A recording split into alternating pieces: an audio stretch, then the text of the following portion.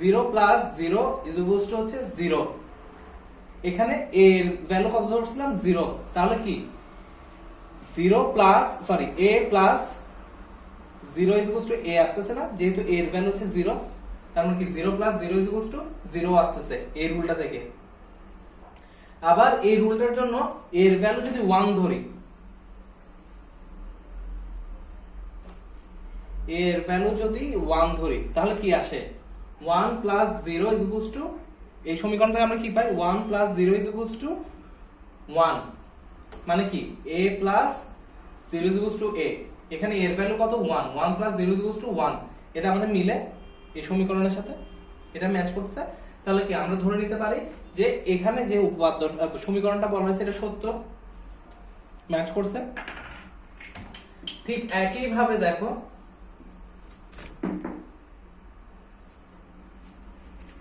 আমাদের এই রুলস গুলো কিন্তু বোঝা খুব বেশি ইম্পর্টেন্ট, কারণ আমরা সামনে যখন বিভিন্ন সমীকরণ সলভ করব তখন কিন্তু আমাদেরকে এই রুলগুলো ইউজ করে কিন্তু আমাদেরকে সমীকরণগুলোকে সলভ করতে হবে। So this rules are very important.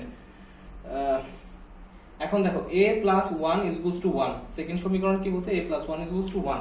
এটা হচ্ছে সত্য। আমরা কিভাবে পাচ্ছি দেখো, a এর ভ্যালু যদি আমি 0 ধরি তাহলে 0 প্লাস 1 ইজ ইকুয়ালস টু আসে হচ্ছে 1, এটা কি সত্য? সত্য। আবার a এর ভ্যালু যদি 1 ধরতাম তাহলে আসতো কি 1 প্লাস 1 ইজ ইকুয়ালস টু 1, তাহলে কি এটাও কি সত্য? সত্য। ঠিক আছে, তার মানে কি আবার অন্যভাবে যদি আমরা চিন্তা করি, আমাদের এই ট্রুথ টেবিল থেকে আমরা দেখছি না যে কোনো একটা 1 হলেই আমাদের রেজাল্ট 1 হয় যোগে, এখানের মধ্যে এটা 1, তার মানে কি আমি এই ট্রুথ টেবিলটা যদি নাও দেখি তাও আমি বুঝতেছি কি যে যেহেতু আমার একটা ডিজিট 1 আছে অর অপারেশনে, তাহলে ডেফিনেটলি আমার রেজাল্ট 1 আসবে। ঠিক আছে, আমরা এতদূর পর্যন্ত বুঝছি। এখন থার্ডটাতে আসি, a plus a is equals to a, এটা কি সত্য কিনা? অবশ্যই সত্য, কারণ a এর ভ্যালু যদি আমরা 0 ধরতাম, দেখো 0 প্লাস 0 0 ম্যাচ করে, আবার 1 প্লাস 1 1 ম্যাচ করে, তাহলে a plus a is equals to a, এটাও সত্য। এরপর আসতেছে কি ফাইনালটা a প্লাস a কমপ্লিমেন্ট বা a বার বা এর পূরক, a প্লাস, এটা সবচাইতে ইজি রুল, এটা একদম মাথায় রেখে দিবা, এটা অনেক অনেক আমাদের কাজে আসবে সামনে। a plus a bar is equals two 1, কিভাবে দেখো a এর ভ্যালু যদি 0 হয় তাহলে a বারের ভ্যালু সবসময় 1 হবে, দ্যাটস ফর শিওর। তাহলে হচ্ছে 0 অথবা 1 ভ্যালু 1, আবার a এর ভ্যালু যদি 1 হয় তাহলে a বারের ভ্যালু 0 আসবে, তাহলে কি 1 প্লাস 0 হচ্ছে 1। এখান থেকে আমরা পাই, এই দুইটা রুল থেকে আমরা তাই পাই। তাহলে কি এই চারটা রুল আমরা বুঝে গেলাম অর এর ক্ষেত্রে। এখন আমরা দেখব হচ্ছে এন্ড অপারেশন।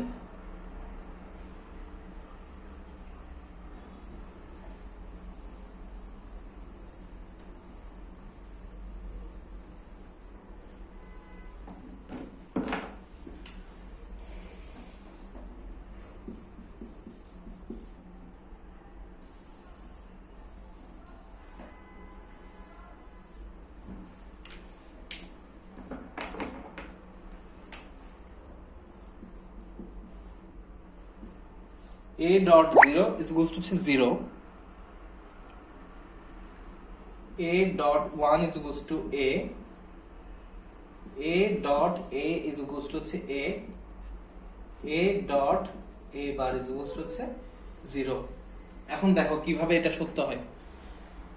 এখানে বলা আছে কি দেখো, এই জিনিসটা কিন্তু আমরা মানে ট্রুথ টেবিল না দেখে কিন্তু আমরা এই জিনিসটা বুঝতেছি। আমাদের আনসার 1 হতে হলে সবসময় কি হতে হয়, দুইটাই 1 হতে হবে, আদারওয়াইজ আমাদের এটা আনসার কখনোই 1 আসবে না। তো এখানে যেহেতু আমি দেখতেছি একটা 0 দেয়াই আছে, তার মানে কি এটার ভ্যালু যেহেতু 0 দেওয়াই আছে, তার মানে কি আমার ডেফিনেটলি আনসার 0 আসবে, কারণ এন্ড অপারেশনে দুইটাই 1 হতে হবে, আদারওয়াইজ কিন্তু 1 আসবে না। তার মানে কি এটা এমনিতেই সত্য বোঝাচ্ছে, কারণ 0 অলরেডি দেওয়াই আছে, তার মানে কি এই সমীকরণটা সত্য। আবার দেখো এখানে 1 দেয়া আছে, তাহলে কি এখানে a এর ভ্যালু যদি 1 হয় তাহলে আনসার হবে 1, a এর ভ্যালু যদি 0 হয় তাহলে আনসার হবে 0। তাহলে এখানে আনসার কি হবে সেটা সম্পূর্ণ a এর মানের উপর নির্ভর করতেছে। এখানে যদি 0 বসাই, 0.1 মান হচ্ছে 0, 1.1 মান হচ্ছে 1, তার মানে a এর মান যা বসাবো এখানে রেজাল্টে তাই আসবে। আবার a dot a is equals to a, দেখো এখানেও কিন্তু পুরো মানটা a এর উপর ডিপেন্ড করতেছে। আমি যদি a এর মান 0 ধরি তাহলে 0.0 মানে হচ্ছে 0, এটা আমরা সবাই জানি। আবার 1.1 মানে 1, তার মানে এখানেও a এর মান যা বসাবো রেজাল্টে তাই আমাদেরকে প্রতিফলন করবে। a বার সব সময় চোখ বন্ধ করে 0 হবে, কোনো কথা ছাড়া। কারণ কি, এখানে যদি 1 বসাবো ডেফিনেটলি এখানে 0 হবে। আর এন্ড অপারেশনে আনসার 1 আসার জন্য দুইটাই 1 হওয়া জরুরি, কিন্তু এখানে কখনোই দুইটাই 1 হওয়া পসিবল না, কারণ এটা কমপ্লিমেন্ট দেওয়া, পূরক দেওয়া বা ইনভার্ট করা। তাহলে এখানে 1 বসালে এখানে 0 হবে, এখানে 0 বসালে এখানে 1 হবে, তো আনসার কখনো 1ই আসবে না এখানে।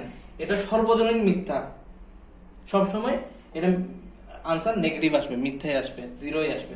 মানে এই সমীকরণটাও আমাদের সত্য প্রমাণিত হলো। তাহলে আমরা আরেকটু মানে ডিটেইলসে দেখে ফেলি কিভাবে হয়।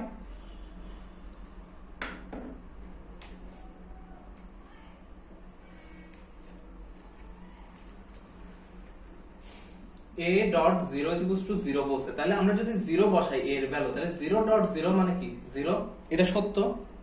আবার যদি a এর ভ্যালু 1 বসাই তাহলে 1.0 মানে কত আসে 0, তার মানে আমি a এর ভ্যালু যাই বসাই না কেন আমার এখানে ভ্যালু সবসময় 0 আসতেছে। এরপর সেকেন্ডের অপারেশনটা দেখি। a.1 সবসময় নাকি a আসবে, কিভাবে, a এর উপর নাকি পুরো সবকিছু ডিপেন্ড করতেছে। তাহলে আমরা একটু দেখে ফেলি কিভাবে হয় সেটা।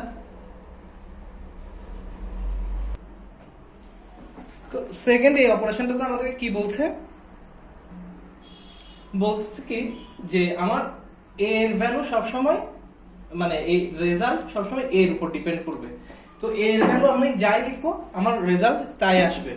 কিভাবে দেখো, আমি যদি এখানে 0 দিই a এর ভ্যালু, তাহলে 0.1 আসতেছে 0, ঠিক আছে। তার মানে কি a এর ভ্যালু যেটা দেখছি আমার রেজাল্ট সেটাই আসতেছে।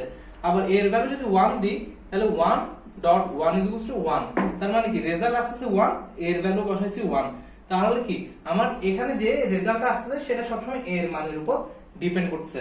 তাহলে আমাদের এই সমীকরণটা সত্য। এরপর আমরা থার্ডটা দেখে ফেলি।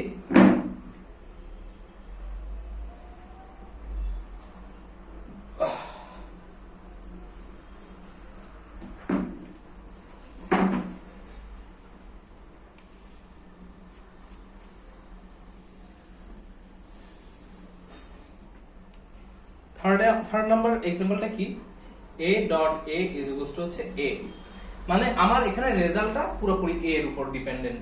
কিভাবে, যদি a এর ভ্যালু 0 হয় তাহলে আমার এখানে বসাতে হচ্ছে 0.0 আসছে হচ্ছে 0।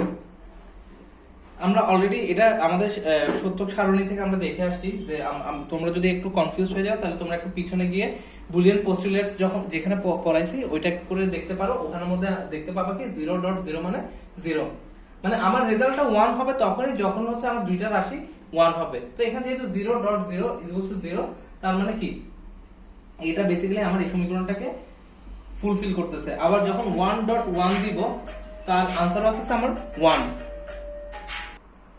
এখানে 1.1 হচ্ছে 1, দেখো এটাও কিন্তু a এর মানের উপর ডিপেন্ড করতেছে। a এর মান আমি 1 বসাইছি, a এর সাথে a এর এন্ড অপারেশন করলে a আসতেছে, 1 এর সাথে 1 এর এন্ড অপারেশন করলে 1 আসছে। এটা আমাদের বুলিয়ান পোস্টুলেটস থেকে আমরা দেখে আসছি যে আমাদের যখনই দুইটা মান 1 হবে তখনই শুধুমাত্র রেজাল্ট 1 হবে।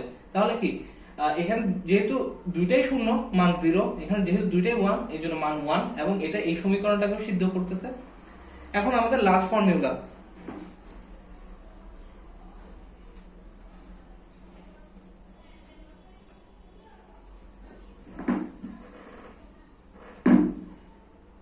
a.a বার হচ্ছে 0, এটা সবসময় সত্য। কেন, কারণ হচ্ছে আমার a এর মান যদি 0 হয় তাহলে a বার সবসময় কি হবে 1 হবে, এবং 0.1 মানে 0 and 1 মানে বুলিয়ান অ্যালজেব্রায় 0। আবার এটা যদি a এর মান যদি 1 হয় তাহলে হচ্ছে a বারের মান সবসময় কি হবে 0 হবে। আবার 1 ডট বা 1 and 0 মানে এর ভ্যালু 0, তাহলে এটা কি সর্বজনীন ভাবে সবসময় শূন্য আসতেছে। তাহলে আমরা এই চারটা সমীকরণ ভালো মতো করে বুঝতে পারছি। যদি বুঝে থাকি তাহলে এখন আমরা চলে যাব হচ্ছে নটের সূত্রতে। আমাদের অর এর সূত্র গেল, এন্ড এর সূত্র গেল, এবার আমরা চলে আসবো নটের সূত্রতে। আমরা পড়েছি না যে বুলিয়ান অ্যালজেব্রায় মৌলিক ক্রিয়া বা মৌলিক অপারেশন তিন রকমের, অর, এন্ড এবং নট। তাহলে নটের সূত্রটা দেখি। নটের সূত্র হচ্ছে এ বার, এর ভ্যালুর ঠিক অপোজিট হচ্ছে এ বার। তো একে যদি আবার বার করি, এ বারকে যদি আমি আবার বার করি বা আবার ইনভার্ট করি, তাহলে তার ভ্যালু এর সমান আসবে। কেমন দেখো, এর আমি মনে করো এর ভ্যালু ধরে নিলাম হচ্ছে 0, ঠিক আছে, এর ভ্যালু ধরে নিলাম হচ্ছে 0। তাহলে এ বারের ভ্যালু কত হয় 1, 1 কে বার করলে কত আসে 0। তাহলে নটের সূত্রটা আমরা এখানে ক্লিয়ার হয়ে গেলাম। এখন আমরা কিছু এক্সট্রা উপপাদ্য দেখব। এই যে সূত্রগুলো দেখছি এই সূত্রগুলোকে বলা হয় মৌলিক উপপাদ্য। এখন আমরা দেখব কিছু ইম্পর্টেন্ট থিওরেম। প্রথমটার নাম হচ্ছে বিনিময় উপপাদ্য। খেয়াল করো,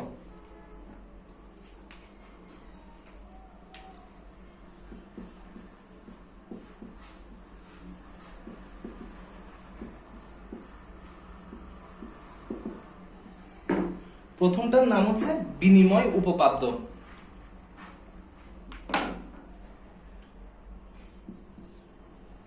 এটার দুইটা পার্ট আছে। ফার্স্ট পার্টটা হলো a plus b equals to হবে b plus a। Pretty simple, এটা আমরা এখান থেকে দেখেই বুঝতে পারতেছি। এখানে আসলে ওভাবে করে বুঝে বলার কিছু নাই, তোমরা নিজেরাও বুঝতে পারতেছো যে a এর ভ্যালু যদি 0 হয়, b এর ভ্যালু যদি 1 হয়, a প্লাস b মানে b প্লাস a, এটা তো আমরা সবাই জানি। 0 প্লাস 1 যে কথা, 1 প্লাস 0 একই কথা। আবার 1 প্লাস 0 যে কথা, 0 প্লাস 1 একই কথা। এটা দিয়ে তাই বোঝাচ্ছে বেসিক্যালি। তাও আমরা একটু দেখে ফেলি কিভাবে সেম। এখন a এর ভ্যালু যদি 0 হয়, b এর ভ্যালু যদি 1 হয়, তাহলে কিভাবে লিখতে পারি? 0 প্লাস 1 ইজ ইকুয়ালস টু হচ্ছে 1 প্লাস 0। কেন দুটোটা সমান? বিকজ 0 প্লাস 1 মানে আমরা জানি কি এর ভ্যালু আসবে 1, 1 প্লাস 0 মানে এর ভ্যালু আসবে 1। তাহলে কি a plus b is equals two আমরা বলতে পারি b প্লাস a। আবার ঠিক অপোজিট ভাবে যদি আমি লিখি, a এর ভ্যালু হচ্ছে আগের বার লিখলাম 0, এখন লিখবো a এর ভ্যালু 1, b এর ভ্যালু 0। তাহলে কি আসবে? এদিক দিয়ে আসবে হচ্ছে 1 প্লাস 0, আর এদিক দিয়ে আসবে হচ্ছে 0 প্লাস 1। তাহলে এটার ভ্যালু কি হয়? মানে যেহেতু অর অপারেশন, অর অপারেশনে কি যে কোনো একটা 1 হলেই কিন্তু আনসার 1 হয়। তাহলে কি আমরা দেখতে পাচ্ছি হচ্ছে দুইটা রাশির জন্য এই উপপাদ্যটা সত্য। এটাই হচ্ছে বিনিময় উপপাদ্য।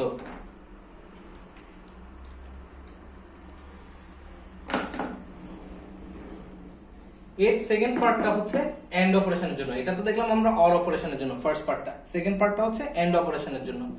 সেটা কেমন? a dot b is equals two b dot a। Very logical, because হচ্ছে আমাদের a এর ভ্যালু যদি, আচ্ছা আমাদের আগের এক্সাম্পলে আরেকটা জিনিস মিস হয়ে গেছিল, a plus b is equals two b plus a। এখানে যদি a এর ভ্যালু এবং b এর ভ্যালু দুইটাই 0 হয়, তাও কিন্তু এই উপপাদ্যটা সত্য। Because 0 plus 0 is equals two 0 plus 0, এর আনসারও আসবে 0, এর আনসারও আসবে 0। কারণ আমরা জানি যে আনসার 1 হতে হলে যে কোনো একটাকে অন্তত 1 হতে হবে। এখন এন্ড অপারেশনে দেখো, a dot b is equals two b dot a। It's pretty simple, তোমরা এমনিতেই জানো a b যে কথা, b a একই কথা। তারপর আমি একটু লজিক্যালি দেখাই দিই। a এর ভ্যালু যদি 1 হয়, b এর ভ্যালু যদি 0 হয়, তাহলে এর ভ্যালু হবে 1.0, এর ভ্যালু হবে 0.1। তো এন্ড অপারেশনের ক্ষেত্রে 1 হতে হলে দুইটাকেই 1 হতে হয়। তো এখানে যেহেতু একটা 1, সেহেতু এটা হবে কি 0, এর ভ্যালু আসবে হচ্ছে 0। তাহলে এই উপপাদ্যটা 1 0 এর জন্য সত্য। এখন যদি উল্টা হতো, 0 আর 1 হতো, তাও কিভাবে সত্য হয় আমরা দেখি। 0 আর 1 যদি হতো তাহলে জাস্ট উল্টাই দিব।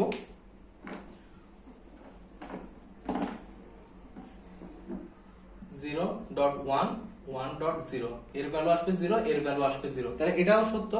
যদি দুইটার ভ্যালু 1 হতো, তাহলে কি হতো? 1.1 ইজ ইকুয়ালস টু 1.1, এর ভ্যালু আসতো 1, এর ভ্যালু আসতো 1। কিভাবে?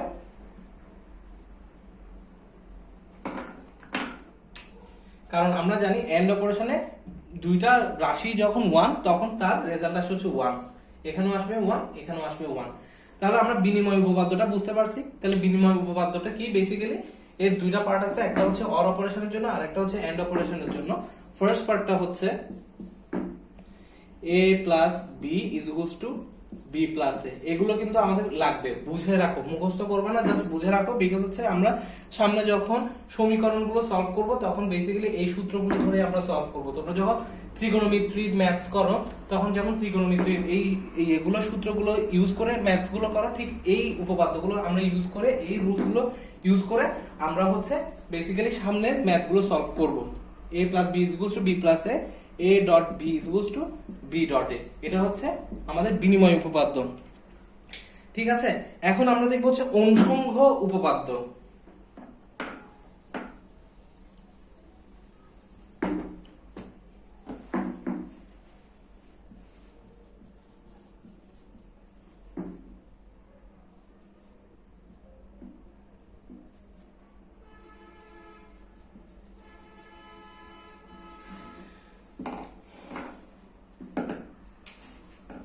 এখানে কি বলা হয়েছে যে a plus B plus C is equals to a plus B plus C.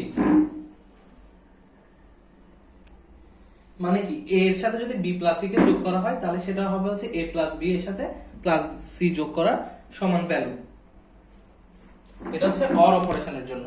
তাহলে আমরা দেখি এটা কিভাবে সত্য হয়। এখন আমাদের তিনটা ভ্যালু চলে আসছে, আমরা ধরে নিলাম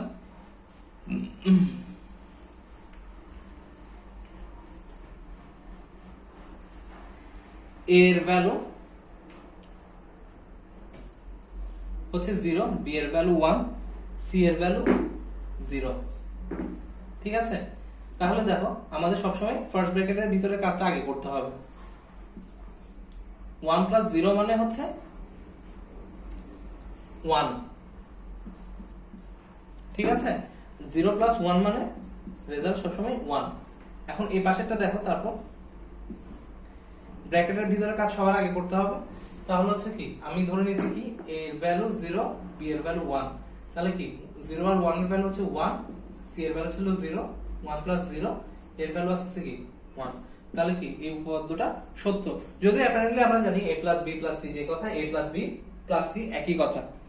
এটা গেল কিসের ক্ষেত্রে, অর এর ক্ষেত্রে। ঠিক একই ভাবে তোমরা যদি ভাইস ভার্সা করে এটার ভ্যালু চেঞ্জ করে এটাকে 1 দাও এটাকে 0 দাও, তাও একই রেজাল্টই আসবে। ঠিক আছে, তাহলে এখন এন্ড অপারেশনের জন্য যদি আমরা খেয়াল করি,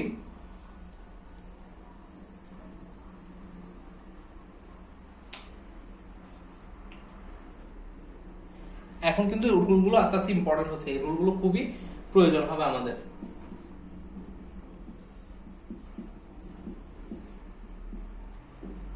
তাহলে কি ব্র্যাকেটের এটা এই পাশে আসে, তাহলে এটা হবে a b ডট c।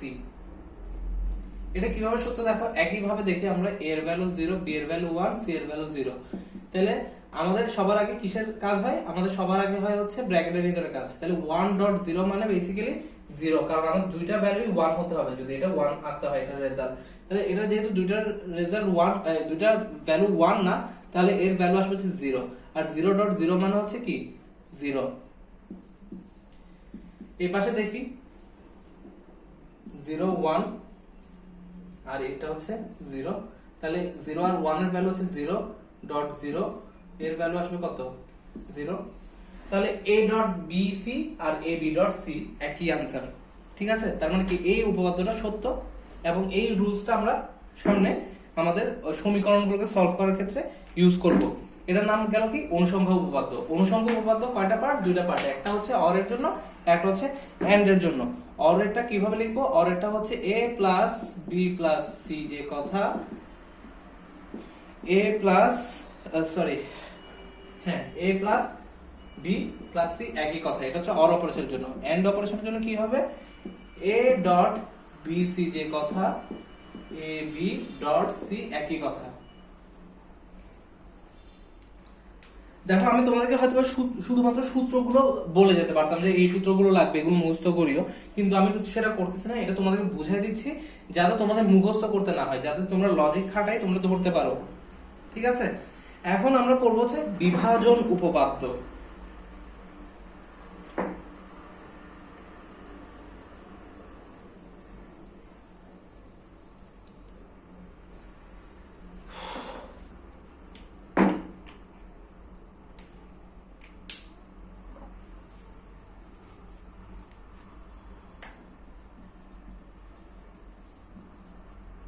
বিভাজন উপপাদ্য বেসিক্যালি ডিভাইড করে ফেলবো আমরা।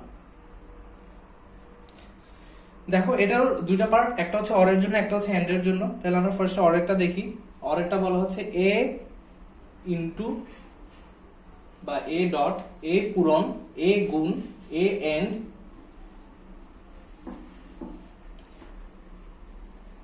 B plus C is equals to হচ্ছে A B plus A C. এটা আমরা এভাবেও বুঝে যাই যে A into B plus A into C, এভাবে আসে A into B plus A into C. কিন্তু আমরা ওভাবে না দেখে আমরা একটু লজিক্যালি খেয়াল করি। ঠিক একইভাবে এ এর ভ্যালু যদি আমরা 0 ধরি, বি এর ভ্যালু 1 ধরি, সি এর ভ্যালু 0 ধরি, খেয়াল করো তাহলে কি হয়, আমাদের ভিতরের ব্র্যাকেটের ভিতরের কাজ সবার আগে করতে হয়। তাহলে আমরা কি করব, বি প্লাস সি মানে 1 প্লাস 0 এর ভ্যালু হচ্ছে 1, এ এর ভ্যালু হচ্ছে 0, 0.1 এর ভ্যালু হচ্ছে 0। ঠিক একইভাবে এ পাশে দেখি এ এর ভ্যালু, আচ্ছা এখানে যেহেতু কোনো ব্র্যাকেট নাই সেহেতু আমাদের লেফট সাইড থেকে কাজ করে যেতে হবে, লেফট সাইড থেকে ক্যালকুলেশন করতে হবে। তাহলে এ এর ভ্যালু হচ্ছে 0, বি এর ভ্যালু হচ্ছে 1 এবং সি এর ভ্যালু হচ্ছে 0। তাহলে আমাদের ফার্স্টে এ বি এর ভ্যালু বের করতে হবে। 0.1 প্লাস এসি, এটা সমান সমান কি লেখা যায়, 0.1 মানে 1 plus AC, sorry 0 plus AC. যেহেতু এখানে দুইটাই 1 না, একটা 1, সেহেতু আমরা কি লিখতে পারি 0 প্লাস এসি।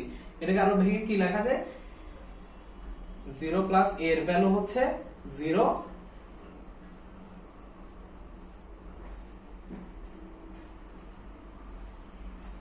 সি এর ভ্যালু হচ্ছে 0, সি এর ভ্যালু হচ্ছে 0। তাহলে 0 প্লাস 0 ভ্যালু হচ্ছে 0, তাহলে ম্যাচ করলো। তাহলে আমরা কি বলতে পারি, a dot b plus c যে কথা, a b plus a c একই কথা। এখন সেকেন্ড পার্টের জন্য আমরা কি হবে দেখে আসি। এটা ঠিক তোমরা যদি 1 দিয়েও করো তাও মিলবে। দেখো a এর ভ্যালু ধরলা 1, b এর ভ্যালু ধরলা 0, c এর ভ্যালু ধরলা 1, তাহলে এর ভ্যালু আসছে হচ্ছে 0 প্লাস 1 এর ভ্যালু আসছে 1, 1.1 মানে হচ্ছে 1। ঠিক আছে, আবার একই ভাবে এখানে যখন বসাতে a এর ভ্যালু হচ্ছে 1, b এর ভ্যালু হচ্ছে 0, তারপর a এর ভ্যালু হচ্ছে 1, c এর ভ্যালু হচ্ছে 1, তাহলে এদিকে আসতে হচ্ছে 1.0 এর ভ্যালু আসতে হচ্ছে 0, আর এদিকে আসতে অর আসতে হচ্ছে 1। তাহলে 0 প্লাস 1 মানে হচ্ছে 1। তাহলে আমরা বিভাজন উপপাদ্যের ফার্স্ট পার্টটা আমরা বুঝে গিয়েছি। এখন আমরা সেকেন্ড পার্টটা দেখব।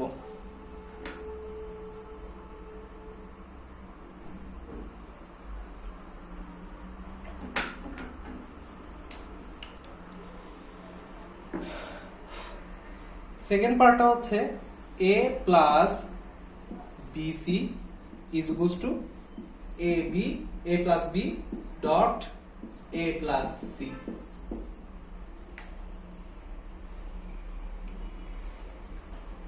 দেখো এটাও সেম ভাবে আমরা কি ক্যালকুলেশন করে বুঝতে পারি, a প্লাস b গুণ a plus c। a plus bc মানে হচ্ছে a প্লাস b গুণ a প্লাস c। তো এটা লজিক্যালি কিভাবে সত্য হয় দেখো, a এর ভ্যালু ধরো 1, b এর ভ্যালু 0, c এর ভ্যালু 1। তাহলে আমাদের বাম পাশ থেকে যদি আমরা সলভ করে আসি 1 প্লাস 0.1 মানে কি হয়, 0.1 মানে 0, তাহলে এখানে আসবে 0, আর 1 প্লাস 0 মানে 1 অর 0 মানে 1। ঠিক একই ভাবে যদি আমরা এখানে দেখি a এর ভ্যালু হচ্ছে 1, b এর ভ্যালু 0, c এর ভ্যালু 1, তাহলে a প্লাস 0 এর ভ্যালু আসবে 1 ডট a এর ভ্যালু হচ্ছে কত, 1 প্লাস 1 মানে হচ্ছে 1, আর 1.1 মানে 1। তাহলে কি আমাদের ম্যাচ করলো। তাহলে আমরা বিভাজন উপপাদ্যটা বুঝে গেছি। বিভাজন উপপাদ্যের দুইটা পার্ট থাকতেছে, একটা হচ্ছে a plus bc is equals to a plus b dot a plus c, যেটাকে বলা যাইতে পারে a অথবা b এবং c সমান হচ্ছে a অথবা b এবং a অথবা c। আরেকটা পার্ট কি আছে, আরেকটা পার্ট আছে হচ্ছে, এটা তো হচ্ছে সেকেন্ড পার্টটা, আর ফার্স্ট পার্টটা কি ছিল, ফার্স্ট পার্টটা ছিল A into B plus C is equals to কি হয় A B plus A C. আমরা যারা ম্যাথস করি তারা এমনিতে এটা জানি, ঠিক আছে। তো এতদূর পর্যন্ত ছিল আজকের ক্লাস। এরপরে আরেকটা উপপাদ্য আছে তোমাদেরকে পড়ানো বাকি, সেটা হচ্ছে সহায়ক উপপাদ্য। তো সহায়ক উপপাদ্য পড়ানোর আগে তোমাদের একটু এক্সর এবং এক্সনর সম্পর্কে জানা প্রয়োজন, কারণ ওখানে আমরা এক্সর এবং এক্সর নিয়ে পড়বো। যেমন হচ্ছে একটা এক্সাম্পল আমি এখানে দেখাই, A XOR B is equals to হচ্ছে A bar B plus A B bar. তো তোমরা এটা এখনই বুঝবে না, কারণ তোমাদেরকে এটা বোঝানোর আগে তোমাদেরকে এক্সর গেট এবং এক্সরের সত্যক সারণী বা ট্রুথ টেবিল পড়ানো প্রয়োজন। আবার ঠিক একইভাবে এর আরেকটা পার্ট আছে যেটা হচ্ছে এক্স নর দিয়ে করা, সেটা হচ্ছে A XNOR B is equals to হচ্ছে A B plus A B bar. তো এই দুইটা রুল আমি এমনিতে লিখে দিলাম, এটাকে বলা হয় হচ্ছে সহায়ক উপপাদ্য, ঠিক আছে। এই দুইটা রুল আছে, আরো দুইটা রুল আছে সহায়ক উপপাদ্যতে। তো আমার এই এক্স নটটা বোঝানোর জন্য, সহায়ক উপপাদ্য বোঝানোর জন্য তোমাদেরকে আগে এক্স নট পড়ানো প্রয়োজন, এক্স নরের ট্রুথ টেবিল কেমন হবে তা পড়ানো প্রয়োজন। তো সেটা আমরা নেক্সট ক্লাসে আলোচনা করে, নেক্সট ক্লাসে হচ্ছে আমরা সহায়ক উপপাদ্য নিয়ে পড়বো। আজকে আমাদের বিভাজন উপপাদ্য পর্যন্ত রইলো, এবং এই উপপাদ্যগুলো খুব ভালো মতো করে বুঝে প্র্যাকটিস করবা, কারণ সামনে আমাদের যে সমীকরণগুলো সলভ করতে হবে সবগুলো কিন্তু এই উপপাদ্য বা থিওরেম গুলো ফলো করে সলভ করতে হবে। তো তাহলে সে পর্যন্ত তোমাদের সবাইকে ধন্যবাদ। তোমরা আশা করছি ফ্রাইডে জুম ক্লাসটা কেউ মিস করবে না, সবাই মন দিয়ে করবা।